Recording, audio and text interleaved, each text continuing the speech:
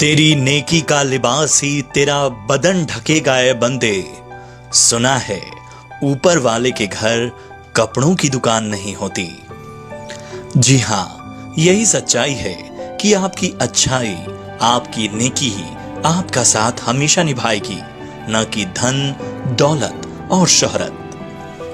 आज मैं आपको एक ऐसी कहानी सुनाने जा रहा हूं जो अच्छाई की जीती जागती मिसाल है।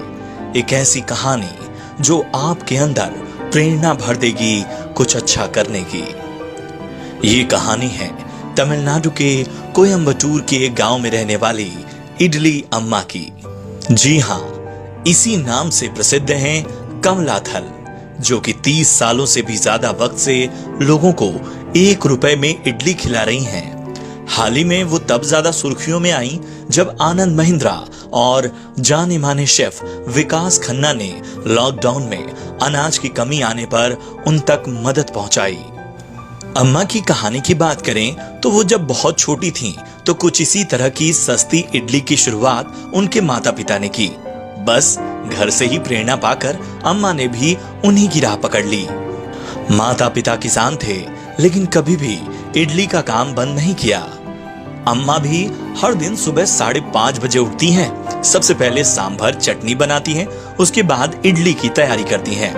इडली बनाने का काम वो हर दिन दोपहर 12 बजे तक करती हैं। वो तब तक इडली बनाती रहती हैं जब तक कि सारा बैटर खत्म नहीं हो जाता।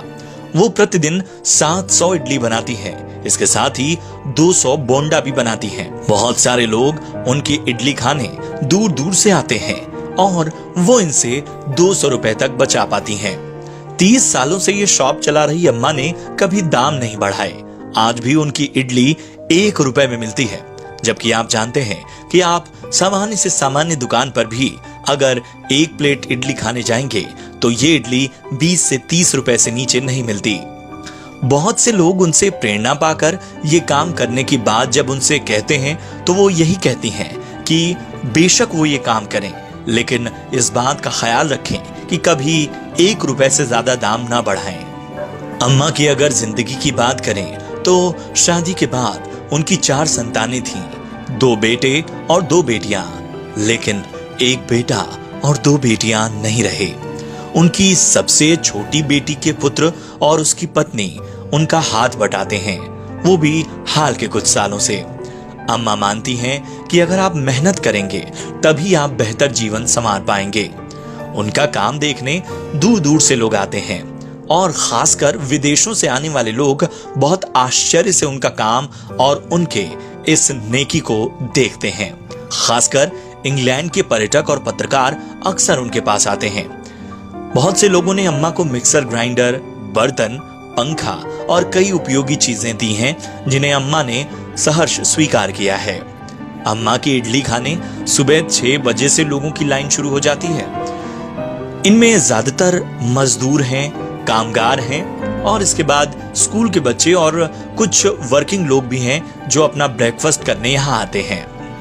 इनमें 30 से 40 मजदूर ऐसे हैं जो रोजाना आते हैं, यानी अम्मा के रेगुलर कस्टमर हैं और अम्मा उन्हें प्राथमिकता भी देती हैं। अम्मा को इस काम में थकान नहीं होती। वो लोगों से मिलती भी हैं, बात भी करती हैं। रविवार के दिन तो अम्मा को इतना काम होता है कि उन्हें खाने तक की फुर्सत नहीं होती है।